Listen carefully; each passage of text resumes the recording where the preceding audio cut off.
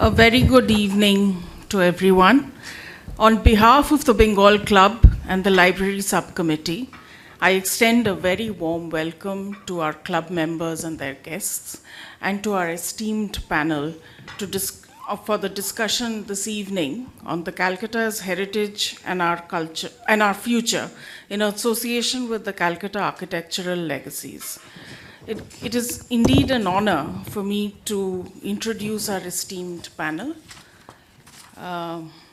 Tonight's speakers are Mr. Amit Chaudhuri, Esther Duflo, and Dhaval Jain. Amit Chaudhuri is, of course, one of our very own, and by our I refer to Bengal Club, the author of 8 novels, the latest of which is Sojourn. He's also a poet, essayist, short story writer, and a musician. He has received numerous awards like the Commonwealth Writers' Prize, the Los Angeles Times Book Prize for Fiction, the James State Black Prize, and the Sahitya Academy Award. He's professor of creative writing and director of the Center for the Creative and the Critical at Ashoka University, a fellow of the Royal Society of Literature, and an honorary fellow of the Modern Language Association of America and of Balliol College of Oxford. He's also the founder and guiding light of Calcutta Architectural Legacies, which is partnered with Bengal Club for this event. Esther Duflo is the Abdul Latif Jameel Professor of Poverty Alleviation and Development at MIT, of which she is co-founder and co-director. As you all know, she was awarded the Nobel Prize in Economics alongside Abhijit Banerjee and Michael Kremer for their experimental approach to alleviating global poverty. She too has numerous other awards to her name. Together with Abhijit Banerjee, Duflo is the co-author of Poor Economics, on which Abhijit Banerjee had spoken at the Bengal Club, and Good Economics for Hard Times, published in April 2011 and November 2019, respectively. Her most recent collection for children, Poor Economics for Kids, has been published in English and 6 Indian languages, including Bengali. According to the Open Syllabus Project, Duflo is the 7th most frequently cited author on college syllabi for economics courses. She has been visiting Calcutta for some time now. Dhaval Jain is current Municipal Commissioner of the Kolkata Municipal Corporation. He was educated at Jadavpur University and IIM Ahmedabad. He has several journal articles to his credit, including Making India a $5 trillion economy, and is a much decorated IAS officer, having been awarded, amongst others, the President's Gold Medal for Best Officer Trainee, Ashok Bambawale Award for Overall Best Officer Trainee, and the Gold Medal Esprit de Corps for the Developing Mutual Harmony in Civil Services. We are particularly grateful to him for having agreed to graciously participate in this event, the first interaction between civil society and the Kolkata's Heritage Conservation Committee at this level. Sarojesh Mukherjee is an author and educator.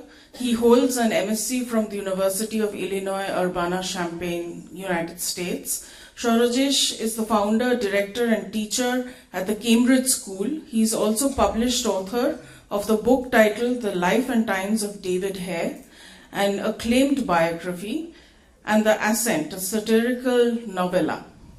Without further ado, I invite Sarojesh to please open the evening's discussions. Good evening. Can you hear me? Good evening, Bengal Club members and guests to this event. We are basking, of course, in the glory of this very distinguished panel, but also of ourselves in the sense that how appropriate it is that this conversation is happening in this splendid clubhouse of the Bengal Club, formerly the residence of Lord Macaulay, with whose views we may not agree at all. And I mention this because this might well be the template for for the rejuvenation of architecture in Kolkata. But let me start the conversation right away with Amit. So Amit, you have an interest in the architectural regeneration of Kolkata. And when I say interest, it's not a passing interest or an idle interest, but you have devoted substantial time, effort, resources into this. Why? It's not as if there are no other demands on your time. When you get into something, when you begin to devote time to something and it doesn't pay off, then you devote more time. At least in my case, that's what happens. I mean, it's to make something happen that you end up devoting more time than you would have wanted to. You know, so if our objectives had been achieved in the matter of a year or two, then I would not be part of this. I mean, one always has the option of doing a few things and then opting out. But because I went into it with a few objectives, I got tied to those objectives, much as I would like to be free of them. Maybe Mr. Jain can free me of them, eventually. And then I would like to retire from this part of my life. But it's to see it through. In 2015, I wrote a piece for The Guardian. It was timed to kind of coincide with Mamata Banerjee's visit to the UK. Oh, okay. So July 2015. It was, I think, that was around the time when she was going to London, which she had a very high regard for as a city, but she hadn't seen it yet. So she was going there, and I thought it would be, because by then, but from around 2012 onwards, I had begun thinking of what was happening to the buildings of this city, and the way they stood in danger of rapidly disappearing. And I had also had the experience of this having happened elsewhere to cities I knew. Okay. So in 2007 or 8, when I went to Pune after a gap, I saw that a lot of the Pune I knew had gone. And I'm talking here about the architectural character of Pune. Of course. Had gone. I was shocked. I'd been there in 1998 for the publication of a book, and I went there again around 2007 or 8 for the publication of another book. And there was a great difference between 98, Pune I knew as a child when growing up in Bombay, and then between 98, that visit, and say 2007 and 2008. And not for the better. No, because all these amazing buildings that are characteristic of this city had disappeared. And we always say, we want to go to Pune, it's such an amazing place. Why did we want to go to Pune? I mean, this was a huge part of wanting to go to Pune. That the buildings that characterized that town.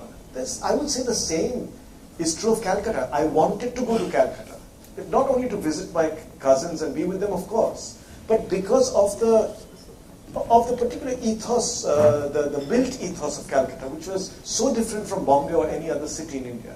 So anyway, at that time, around 2012, I thought this might happen to Calcutta, and I began writing, and 2015 is when I wrote that article for The Guardian to coincide with Mamata Banerjee's visit, and she, I think, was struck by what she saw of buildings and heritage in London.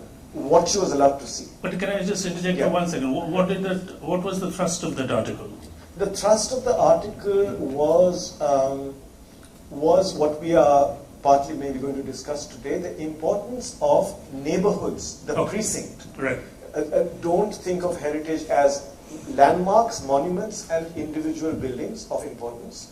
Don't think of heritage as individual buildings of historic importance because Tagore went and slept there one night.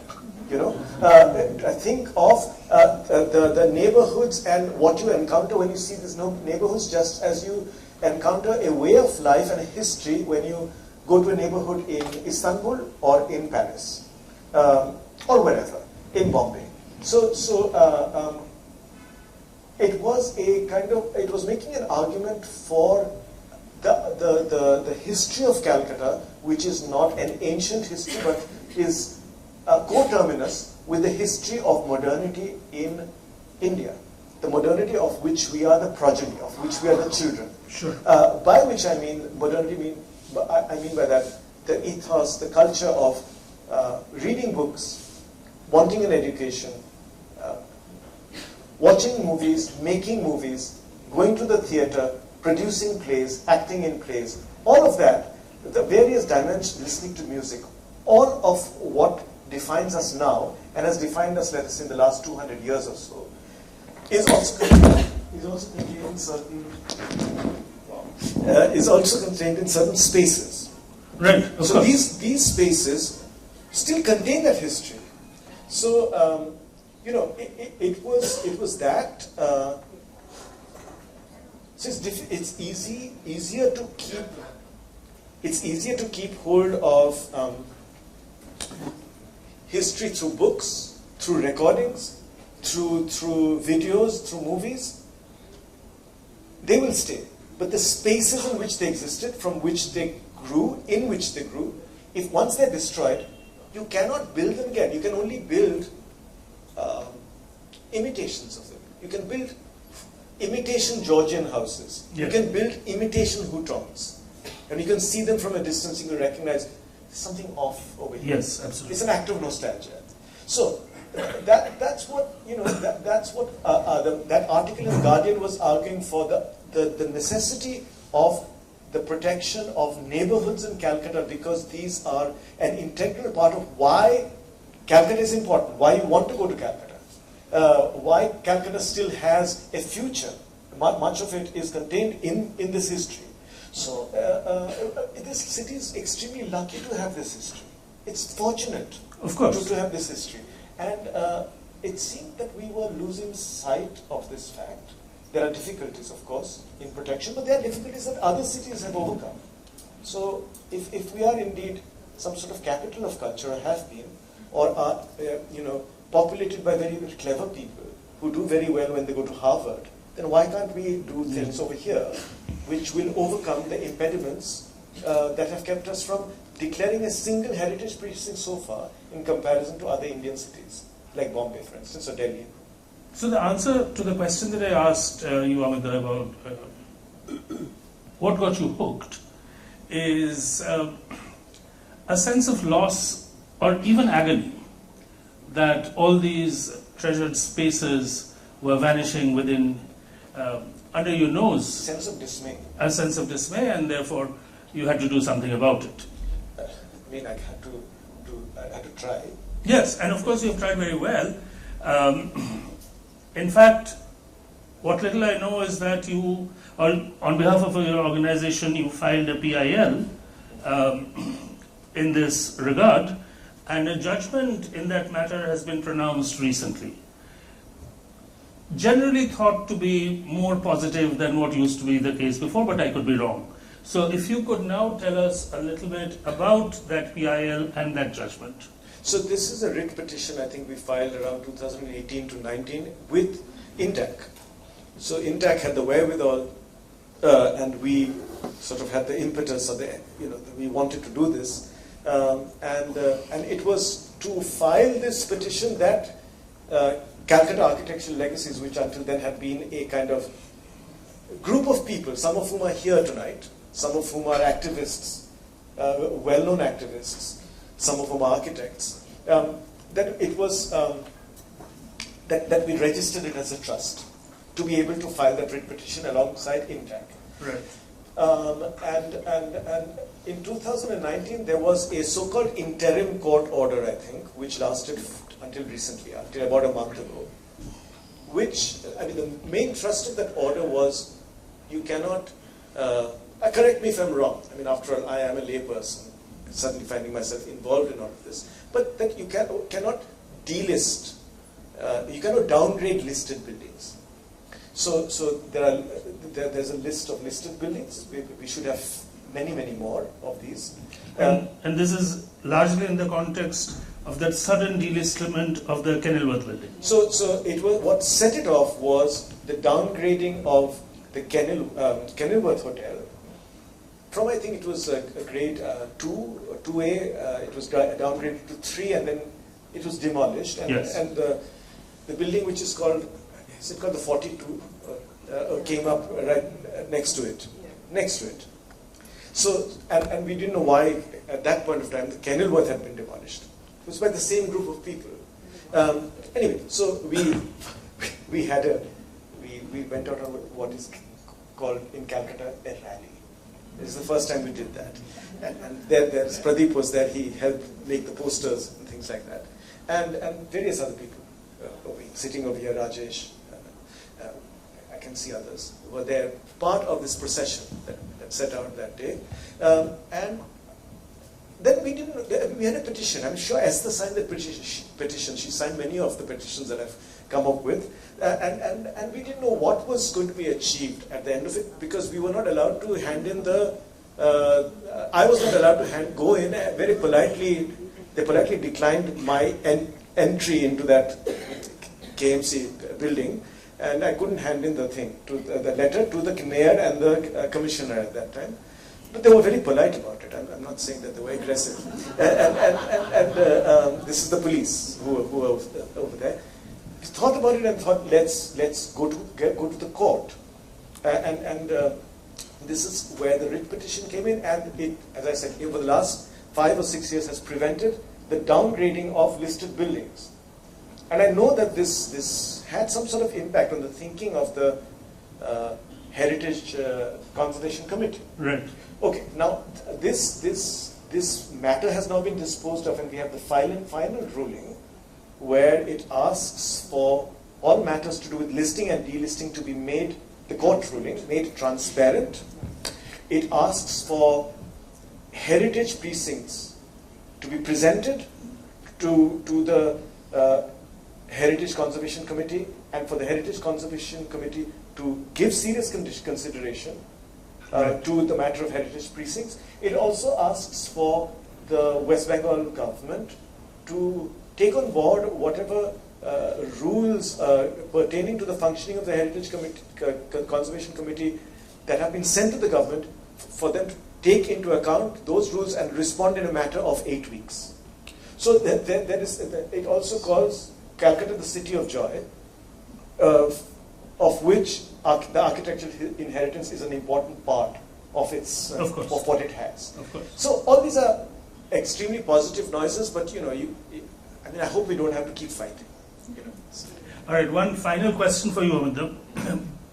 By architectural rejuvenation, by heritage, what is commonly understood are grand buildings, the general post office. And not just buildings, but also other things like Tank Square, or that is BBD Bagh, or the Malik Palace. These are images that comes to one's mind when we are thinking of heritage or architectural conservation and so on and so forth. But you are of the view that far more modest localities, mostly in South Calcutta if I'm not mistaken. But also North Calcutta. But also extraordinary kind of area. Of mainly Bengali buildings. We are focused on South Calcutta because South Calcutta is under most pressure from developers. Right. But my point was that you have advanced this proposition that very modest, sedate Bengali neighborhoods also qualify as deserving of conservation. Absolutely. Why is that? Again, we've focused on South Calcutta to make a case for the fact that Calcutta is not only North Calcutta, the city of palaces, and it's not only colonial architecture. It is the architecture that was created in a collaboration maybe between homeowners and builders, consisting of Art Deco and various other architectural features in the 30s, say from the 20s onwards. But in the 19th century, you see neoclassical features in North Calcutta.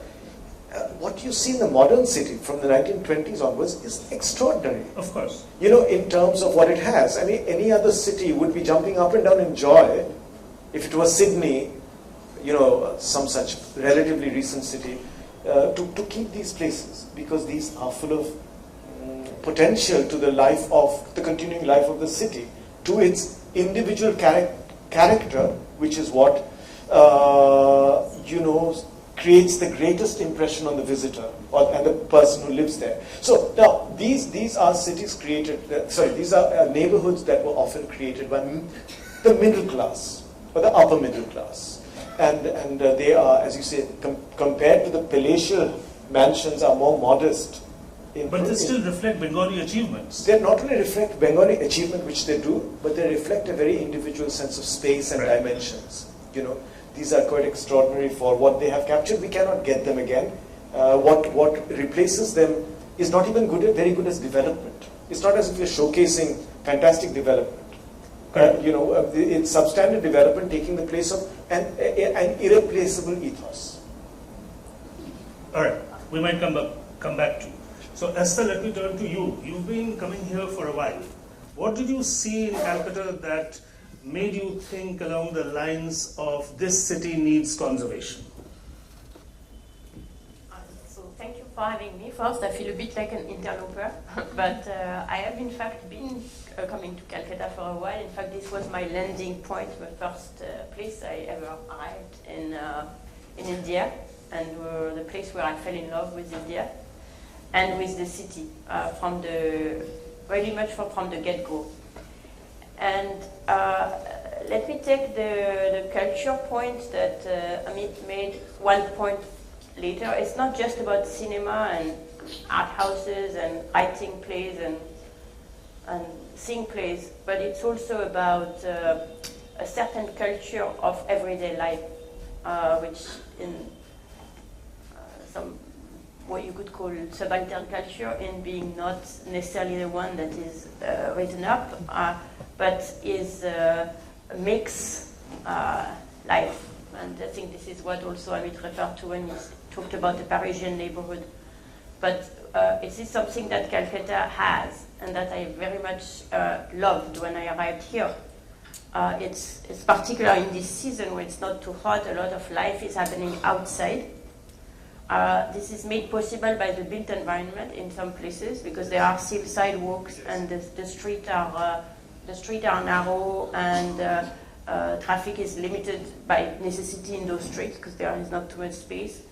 And what you have on the sidewalks is people conducting their business, is street food, is people getting haircuts, is shops. People chatting away, doing add-on on the cart, and this is this particular. So there are other places in the world where there is a street life and in this type of culture. You find it in the village where I come from, in the south of France, but it's a different one.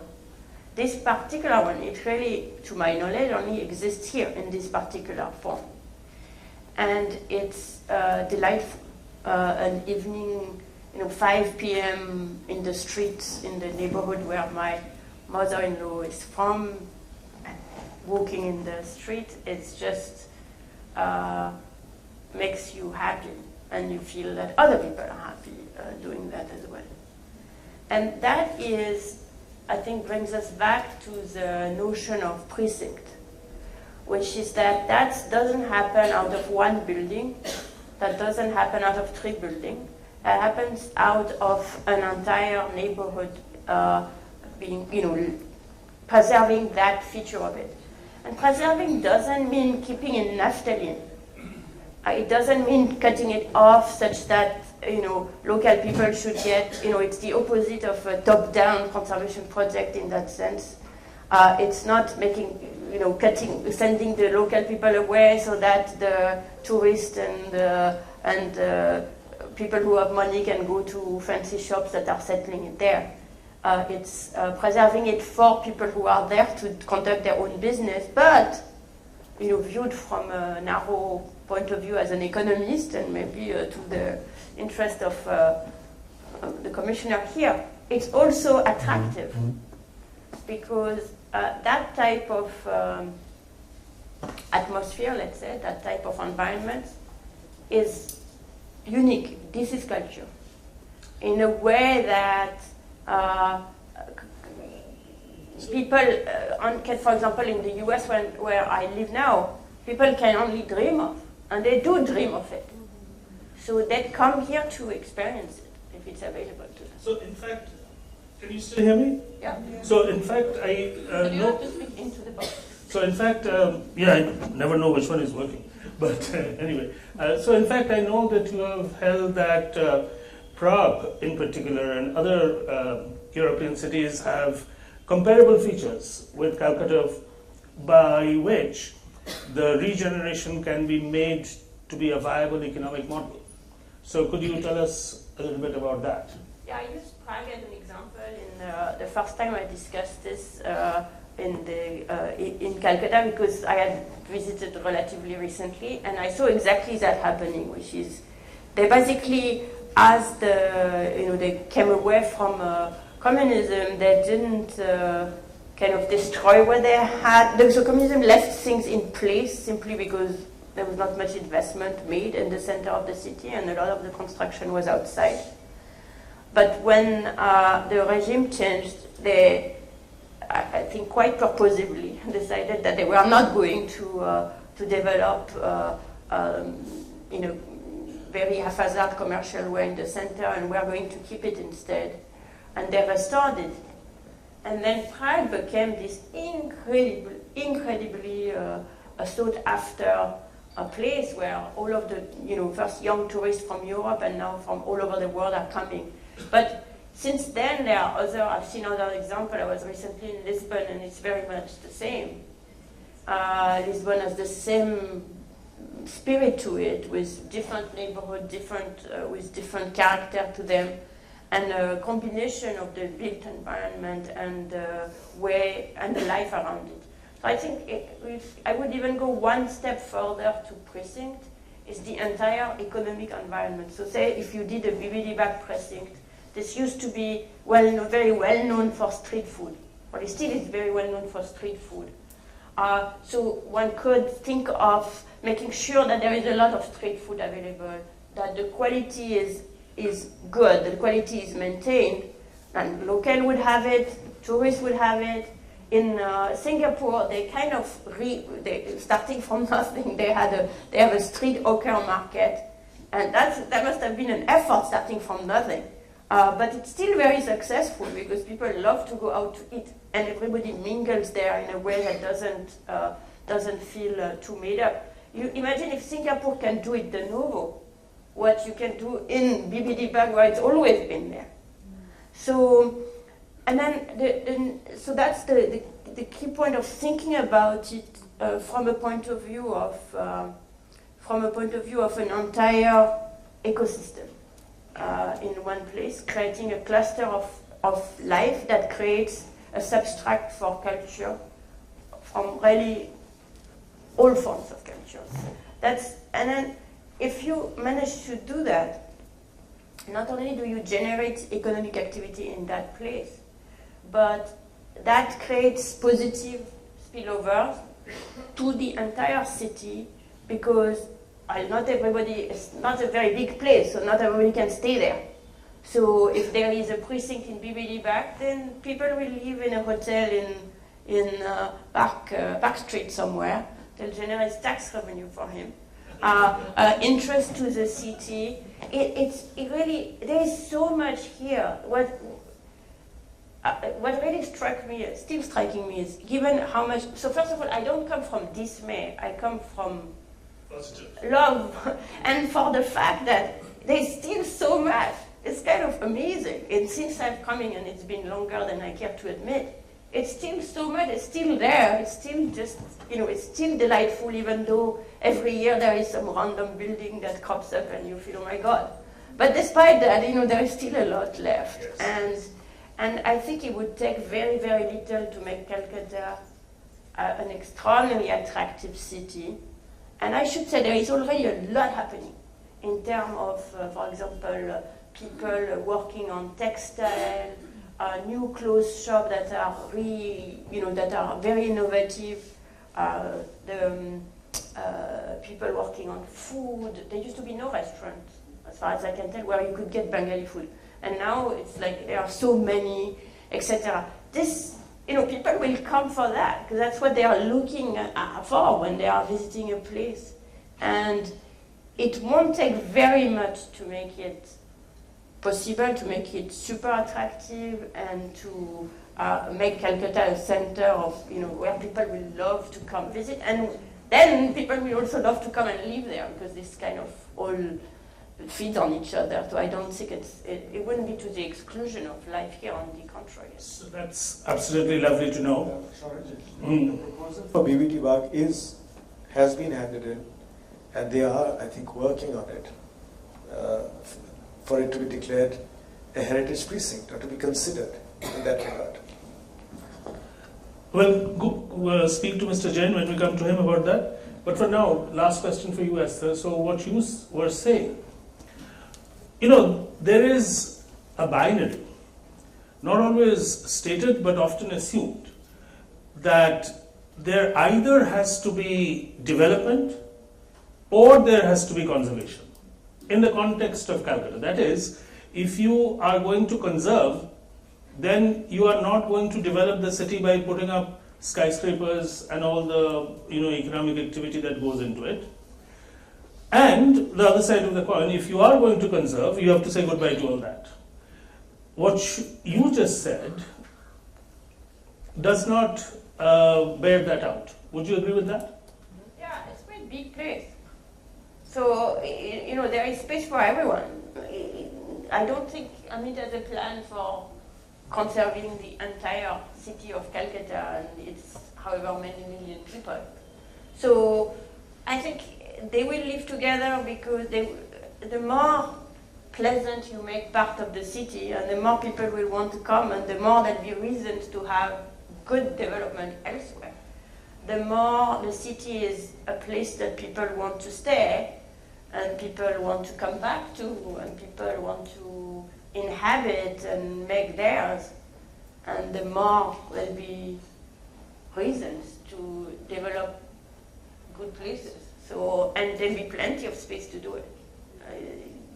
For example, one could get rid of the bad development and put good ones. That would be no loss to anyone. Good, thank you. Let's turn to Mr. Jain now.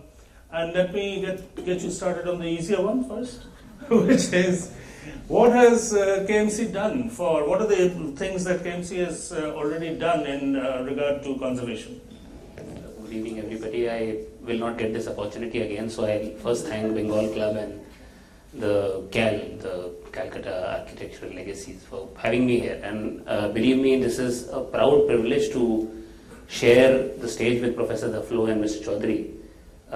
I have been a big fan of her. I'm actually getting goosebumps while I'm sitting beside her. Big fan of her, and not because of the Nobel. It is 2014-15 when they had a great MOU or tie-up with our IAS Academy in Missouri, with the JPAL, the Poverty Action Lab initiative which they run. And we were spellbound by her insights. We are still using a lot of her insights in our work. So it's a fanboy moment for me. So I'm very, very proud that I'm sitting with her today. Mr. Chaudhuri, on the other hand, has been, I would say, a guiding light in some way whenever we discuss heritage. And just for her information, you all know that I am not that commissioner who didn't allow you. So I am just a recent one. So I just, so that my fanboy moment is not spoiled, I definitely speak to him on a regular basis. I always have left enriched whenever I've had a conversation with Mr. Chaudhuri, and this is a great platform that I've got.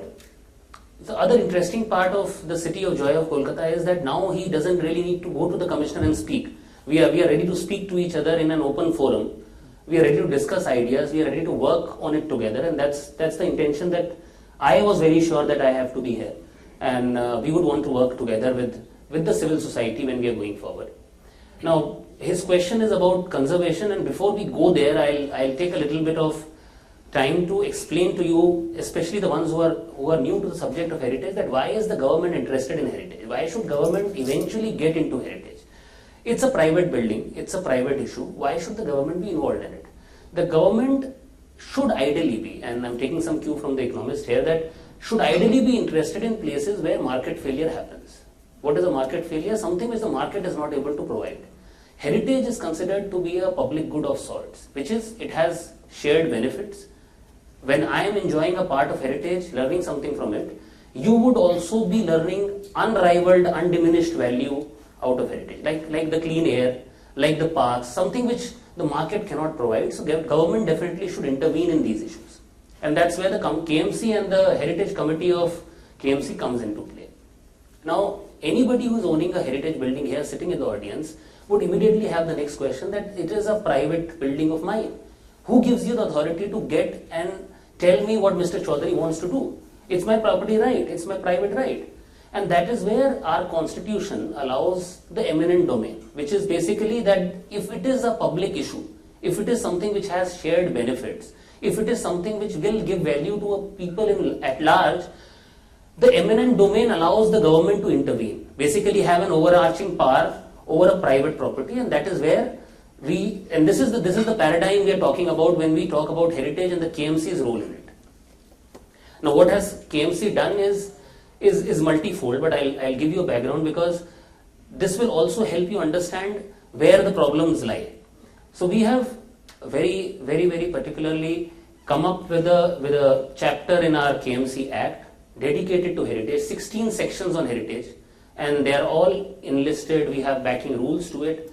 What are the things we have done? We have basically started categorizing or declaring something as heritage, which is if it has architectural value, it has historical value, it has ecological value, it has environmental value, you can declare it as heritage.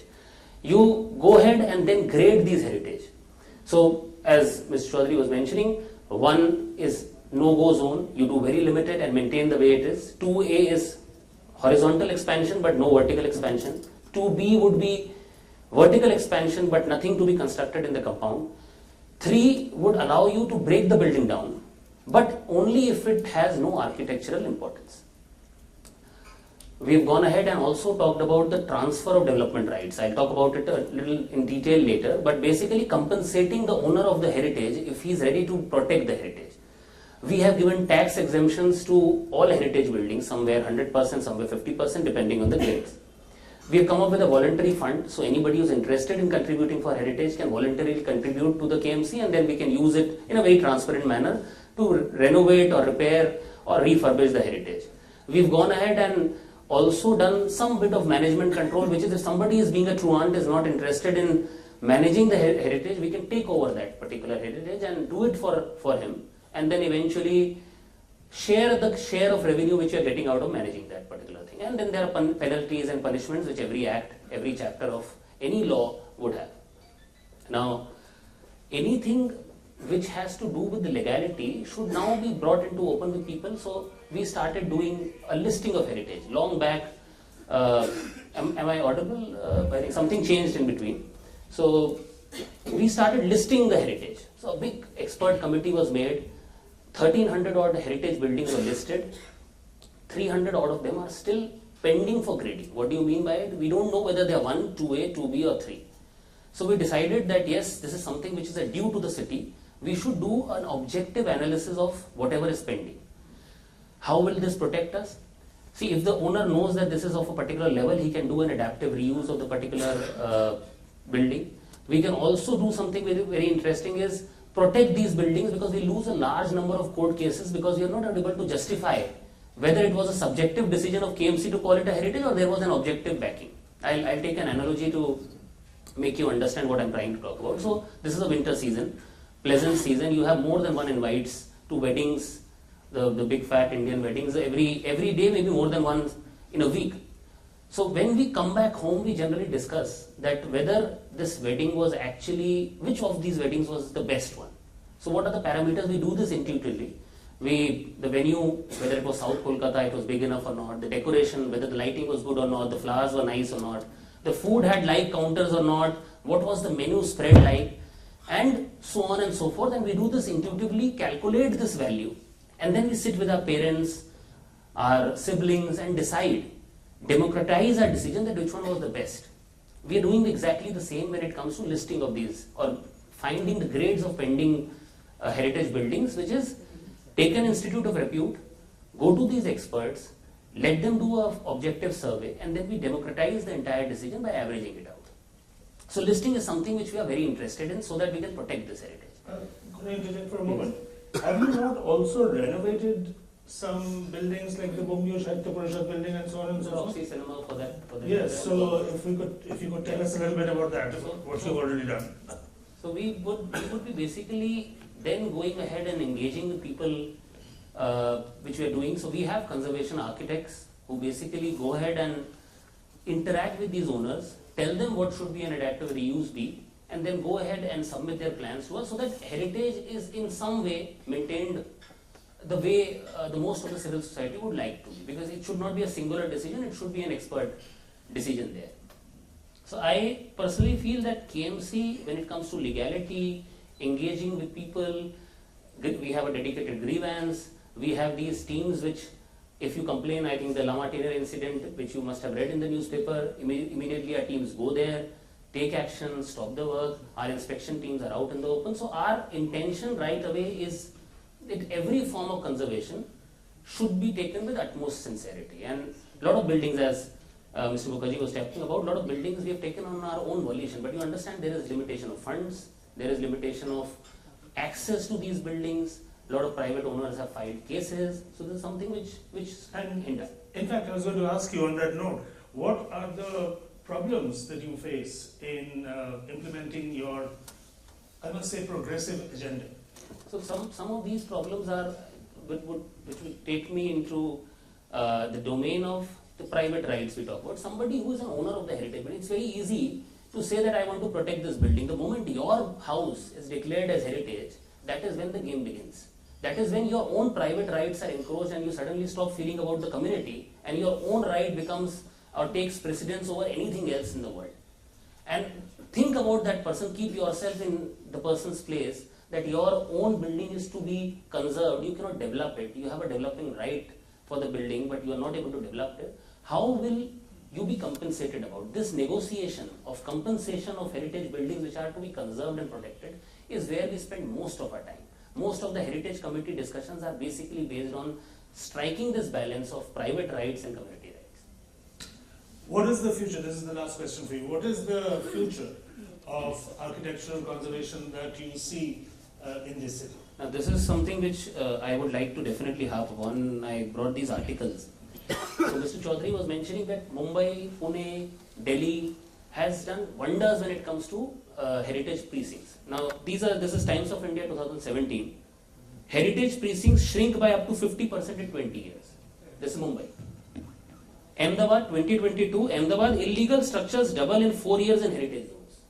So our intention is never to deny the idea of heritage precincts. We are very much keen when it comes to protecting the neighborhoods as we know them. But we don't want to jump onto conclusion without following the right baby steps to reach the destination, which is basically what is the adequate compensation. Let's take BBD Bagh as a case in point. I'll just request your indulgence for a few more minutes. Let's take BBD Bagh for an example. BBD Bagh, the entire area or Dalhousie Square is declared as heritage precinct. Means the building height would be restricted, the street furniture would be restricted, the access or commercialization of those buildings will be restricted. You owning a building in BBD Bagh and how you would be utilizing it will be decided by the heritage committee or the rules which we will be drafting for it. Now BBD Bagh or Dalhousie Square has 5 national monuments, central protected monuments under the MSR Act, which you understand, and they have zones of 300 meters which protect them. Believe you me that the entire area gets covered by these zones. So now our intention would be to understand how these NMA rules play out, whether a precinct is actually, we are able to protect it following these rules or not. Try this as an experiment and then follow it in the remaining part of the city. So this is something which we would definitely be interested in. Transfer of development rights is another zone which is very, very talked about, but has received mild success when it comes to Mumbai or Chennai for that matter. What is it? It is basically that if you own a heritage building and I enforce you to not in any way develop it and keep it protected, you would be not able to get more floors to that building. Say you could have got 7 floors to that building while you are able or you are restricted to 2 floors. The remaining 5 will be monetized by multiplying it with the circle rate. So you get this DRC or the rights to development, and then you go to Joka and then monetize these 5 floors as per the circle rate there. Now, where we get stuck up, and that is where these discussions are on. Much before the intact order, I think a presentation was done 4 or 5 months back to the Heritage Committee. We've got the recent order that this should be presented. But where these discussions get stymied or stuck is, what if I give him that advance, this shopper stop points that you go and buy, a prepaid voucher, and the person actually doesn't maintain the heritage. Then you go into another round of court cases. The another suggestion which comes in is, then you give milestone payments, like he does a floor here, you give a FAR there. He does 2 floors here, you give an FAR there. But can you imagine the amount of effort it takes tracking each of these cases?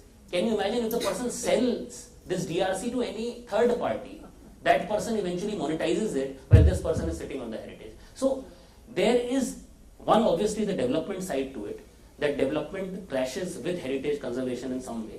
But the other side is how to make the best use of these TDRs, how to make the best use of these NMA zones which are already created, and learn from it so that we don't do the mistakes which Mumbai has done. We don't do the mistake which Pune has done, so we don't want to rush there. We have already accepted CAL's proposal, INTAC's proposal, to listen it out, and 2 of our members are also here smiling at me, I don't know with dismay or with some kind of a support, but we are very serious about this. Yes, Amit wants to respond, afterwards we'll take audience questions. Go ahead.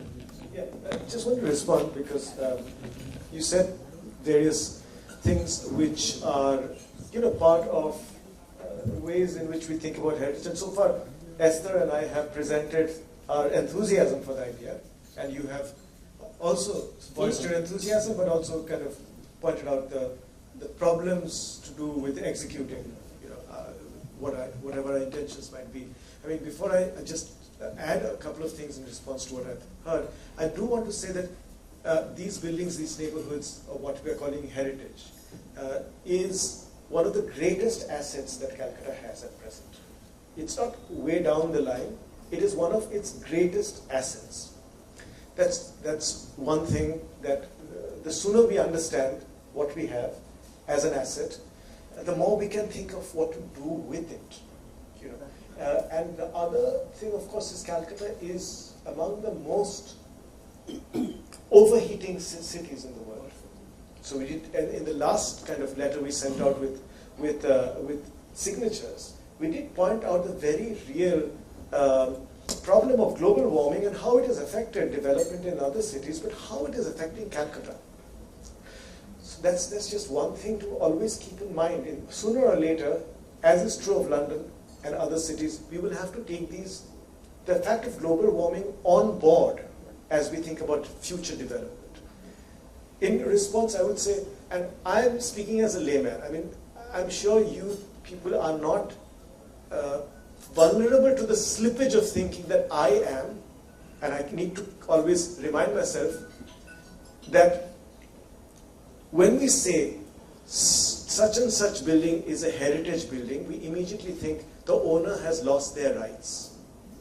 But the owner has not lost their rights. The owner has only lost their rights to not sell the building for the price of the land that it stands on. They can sell the building, somebody else can take over that building and use it or live in it. And that should be the norm, that you sell the building and the building is used. Over here, since the 90s, the norm is you sell the building for the price of the land. And this is abnormal. As an idea of thinking of our buildings, it is an abnormal principle to work on. It cannot sustain itself, even in terms of the houses and the lanes, like Sunny Park. We're experiencing what's going on now. The house, when our building came up, it was the first one. Now every building there is a tall building, and opposite ours is coming up another tall one, and on the other side yet another one, and the lane cannot accommodate it. But besides that, I mean, I think selling houses for the price of the land they stand on has several problems to do with it in an age of global warming and in an age of depreciating history, of depreciating our historical inheritance. We must get used to the idea, wake up to the idea that this is actually abnormal. You know, we have to find other ways of thinking of our buildings and putting them to use and thinking of a future for them if, for instance, we want to sell them. Yes, some houses can be sold in order for them to be destroyed, but that cannot be the one principle on which houses are sold. The last thing I wanted to add here is there is never a moment when we can say, we've solved all our problems, now we can attend to heritage.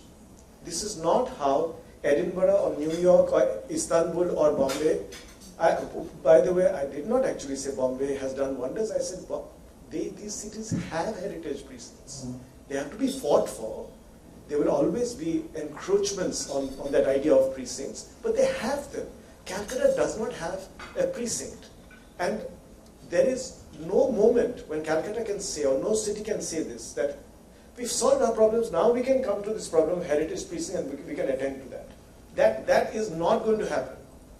No city waited and told itself, let us solve all the various problems, and then we, New York said in 1965, which is when they started, around then, okay, we're going to solve all the problems, or post-war Europe, in the middle of post-war deprivation, starting thinking about conservation. You cannot have philosophy in which think we'll solve everything and then we'll come to this problem of precincts. By the time we do that, everything will be gone. And I don't think it's going to be to our benefit. It's not going to be to Calcutta's benefit to see what we have in this city and what defines this city to disappear completely. All right, so two things. We have time for only 5 questions and no more. This is already, we've run along a little bit more than what we had budgeted for. And secondly, please keep your questions short. If they are long, then often whom you are asking will not understand what you are. So please keep them short, and only 5 and not any more. The gentleman over here. Oh. Okay, no, 1 second. Yes, go ahead. I'm not going to introduce myself and thing, but my question is, apart from everything else, the city is dotted with buildings which have just been abandoned and left to decay, with signs saying that don't come there, that it is unsafe. There seems to be no owner. Those are buildings which could easily be used. And they would then, at the moment, they serve no purpose, but they will then serve a purpose and they will add to Calcutta. That is something that we should see. I think Mr. Jain is the best person to respond to this. I appreciate the question, and the answer is inherent in the question that yes, we should use it. But who should do it? Well, the government will, if the KMC spoke about taking over some buildings, these are buildings which apparently have no owner. So there is an owner who exists. He is not ready to sell his right. So how can government take over a private building? No. It needs to be assessed. I'm not saying that just because I asked the question that I'll be slotted down, but the fact is that every single building can't come under the same brush. Right, I agree with you. So there needs to be something that, and there's a lot of buildings in the city, it's not one. So there can be 2 categorization of that building. Either that building comes to be a heritage building. Then you go ahead and do these negotiations which we do in our heritage committee meeting, that can it be adaptively reused. And the other aspect of it is that it is not a heritage building, it's actually a Vipajjonok or a dilapidated building, and then you have to break it down. So a large number of these buildings, the dangerous parts, you understand there is a limitation of funds. It's not that I can go ahead and start breaking every building and clean the entire city. There is limitation of funds which we have, and we try to actually prioritize the dangerous ones and the more dangerous parts of these dangerous ones first, and then obviously go ahead with it. While my other side of the question is that we already have this voluntary corpus which KMC has, but we hardly get any contributions for anybody who's interested in these buildings. But I don't think that's known. I think we have explored this topic enough. Mr. Kakkar has a question, which will be the second of 5. I do have a question too, Short. And I think I've stolen the mic from Costa. My question is addressed to Esther. When we try to put a value on trees, before they're being cut down. One of the things we look at is what is the volume of oxygen that's being generated by trees, and what's the value of the oxygen. This is the way that an economist would accept with respect to putting a value on the benefit that conservation that an old building can offer. Other than the criteria mentioned that we are using for listing, is there an established or is there a possible way of attaching value to conservation so that we don't grope in the dark when we're talking about what else? Yeah, that's a great question, and that relates to something Mr. Jain said, which is very important, and I'm glad he said it because I was going to say it and then I forgot, which is that a lot of the value is going to accrue to the community, well, to one group to one full neighborhood, and then to the entire city, and not to the owner themselves, and therefore it takes, it needs public investment. On the other hand, and that's the other part of it, which the argument I was trying to make, is that investment, I'm very convinced, is going to be recouped in further, not only in quality of life, but in fact in tangible money-making things like rents and that kind of thing. And to answer your question, yes, you can, because looking at the example of other cities or looking at the example of other places, you can look at what happens after there is an effort like that, investment in conservation in an area, what happens to property value, what happens to rent values, and this is basically the best sense of what are people willing to pay in the future for the quality of that built environment.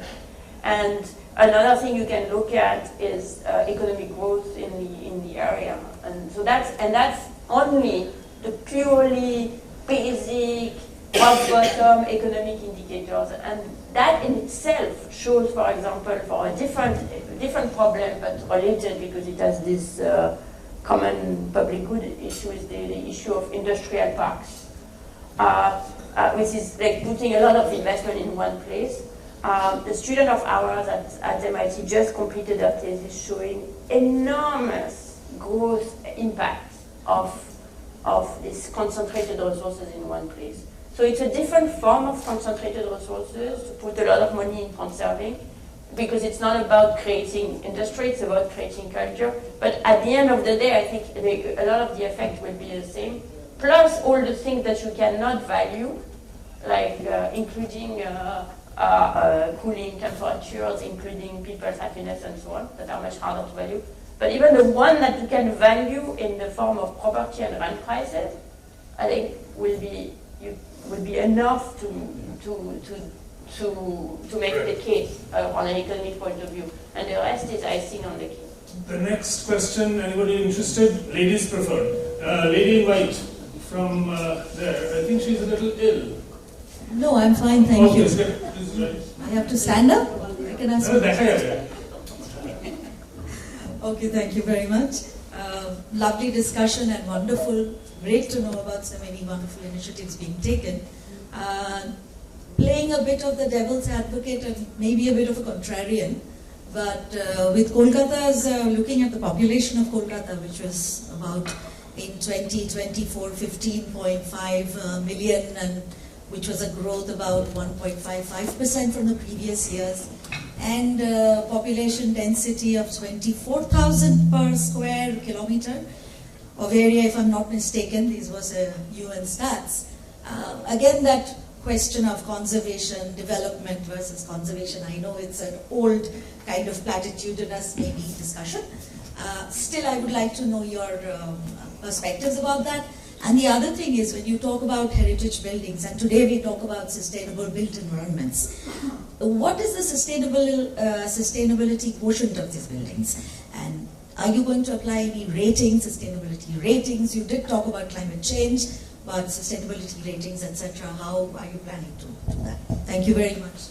Maybe long questions. Very. Sorry about that. Yes, Esther. Or Amita, would you like to respond? Esther? I'll just take the development question, but a little bit to repeat what I said before, which is that it's a big place. And ideally, you would have places where you can build very high. I mean, in some sense, the disaster situation is lots and lots of very low building, stretching, especially in Calcutta, since you can only go in a range a long way, and people have long commute, and the buildings are not so great. So the 3-4 story, even 7-story building in the center of Calcutta don't make any sense in terms of housing people. I mean, they make little sense in terms of housing people. What you need is, if it were possible, I know it's very hard, is to increase the FAR, allows people to build higher, so you have density, but not in places where you have a ton of history of trying to. So you want both, and ideally good quality, good quality density. So I think that's in the sense that the two are not. I think the two are not at all contradictory, because we are not talking about the same place. Take the sustainability part of it. So yes, the format which we are using for our listing has an important environmental and ecological component which decides what is going to be heritage. And drifting a little away from built heritage, you understand Kolkata is full of cultural and natural heritage. Let me give you an example. Cultural heritage, the ghats lined up from Prinsep to Chandpal, the entire area has to be developed. You've seen the Millennium part, which has been done in some parts from Ekai KMC. But we need to really ramp up, and we are doing that bit with the Taj Group and the Port Trust. The natural part, do you know the EKW, the East Kolkata wetlands, is actually a natural sewage treatment plant for us. 30% of our sewage is actually cleaned by these wetlands. So it's a natural heritage. A lot of ponds, a lot of these berries which we have, these are actually natural heritage. And they also, we need to expand our definition when it comes to not just looking at built heritage, and that's where the quotient of ecology and the environment would come into play. All right, gentlemen in the blue overcoat there. 1 second. Yours will be the last one. Hello, good evening, everyone.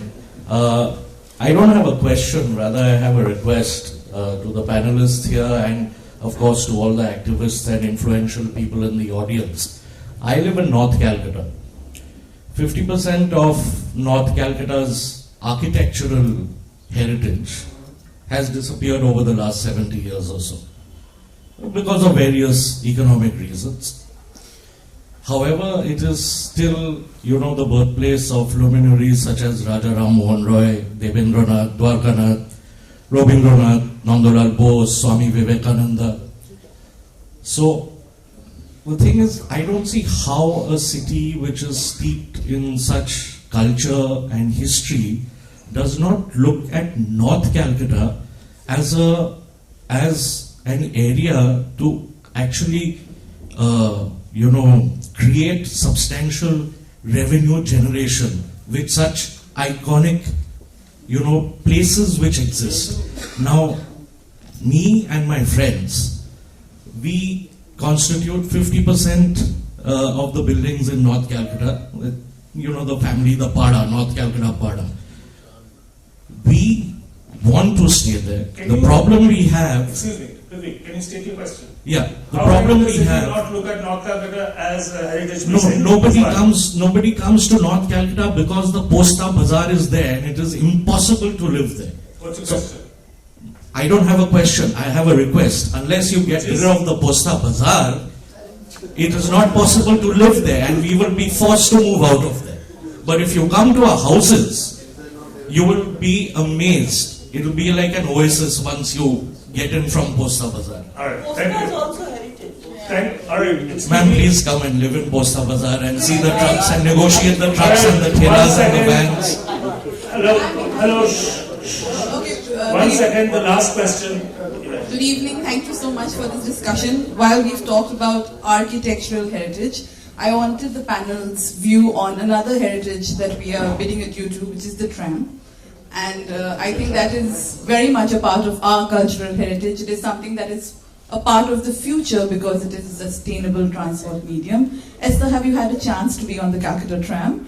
And I would like the panel's view on what you think that saying goodbye to such an important part of Calcutta's heritage means to the city. Thank you. I've been on that tram, but I was a while back.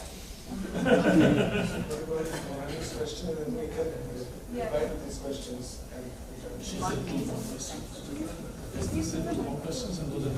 Yes, what are we?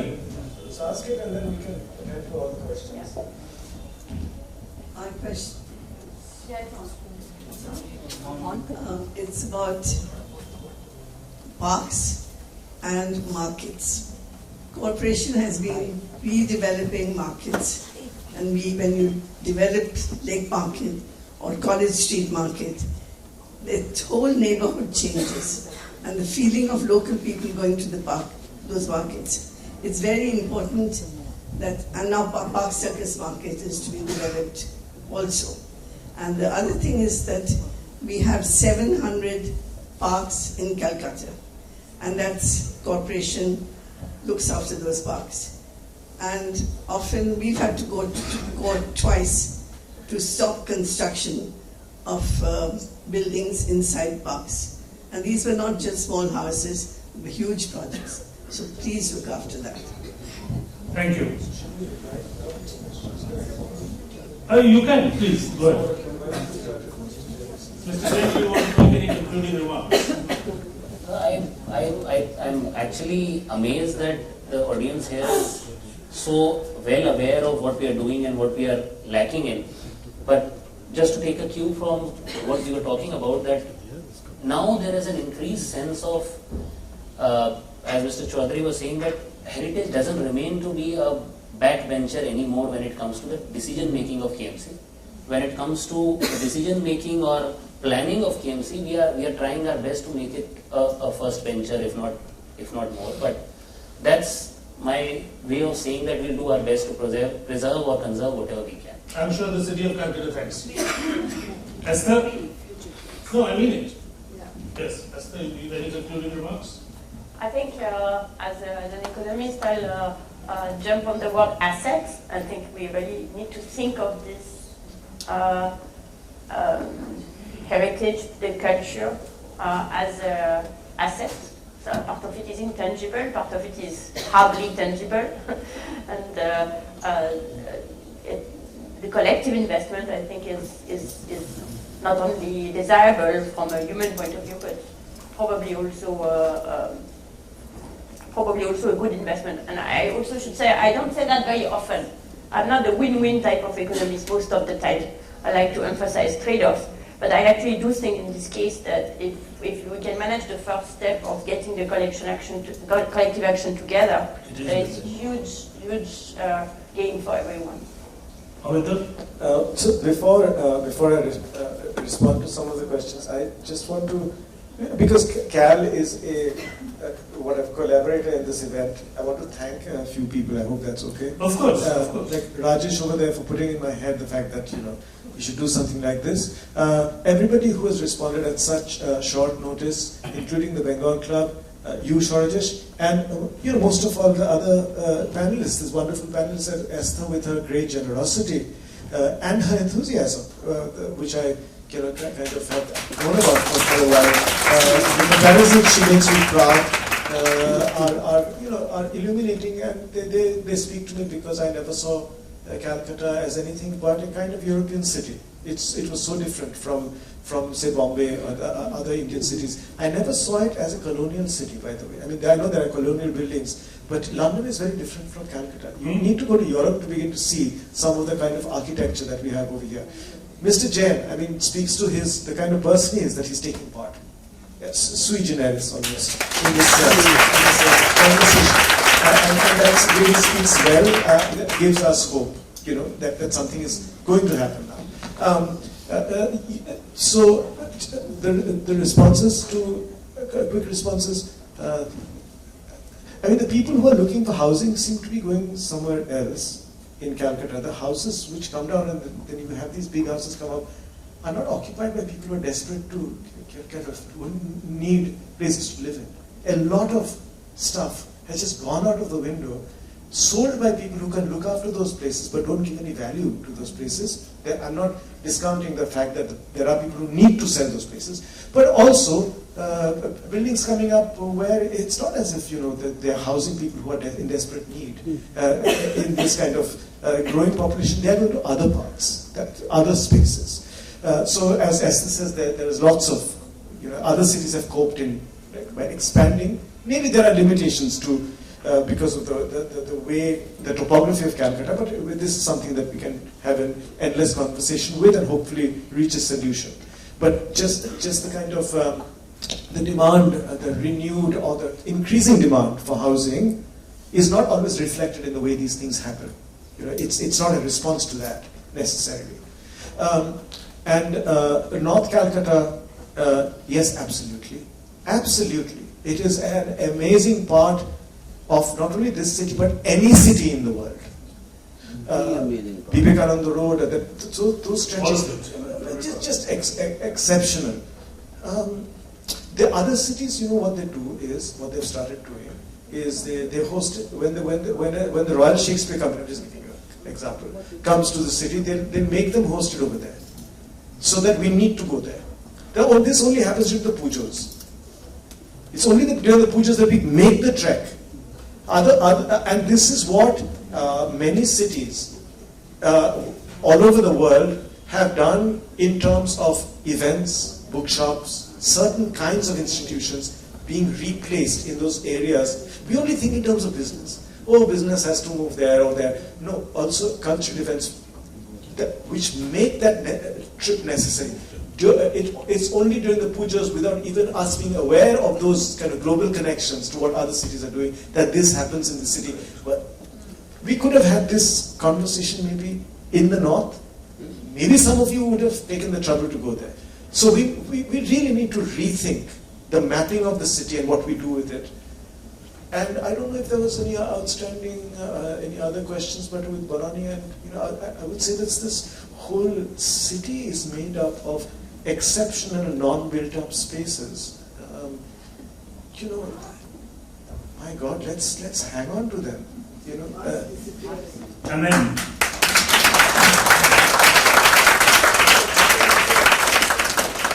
I will invite Shubha or Diya. Diya to Shubha is also to be thanked. So thank you. Please thank Shubha as well.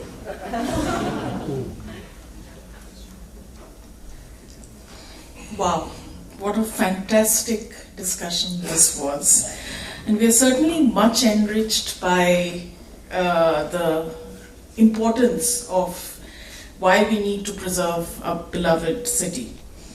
I would like to invite Mr. Partharanjan Das, Vice President of the club, to please share a token of our gratitude and appreciation to our esteemed panel.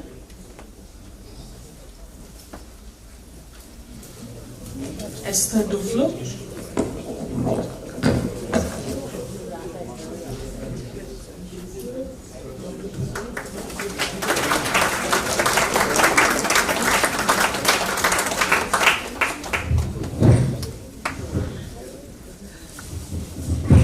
Mr. Jain.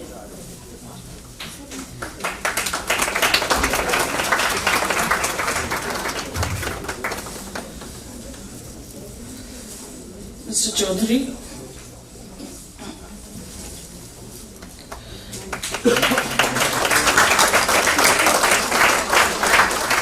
Sarojesh sir.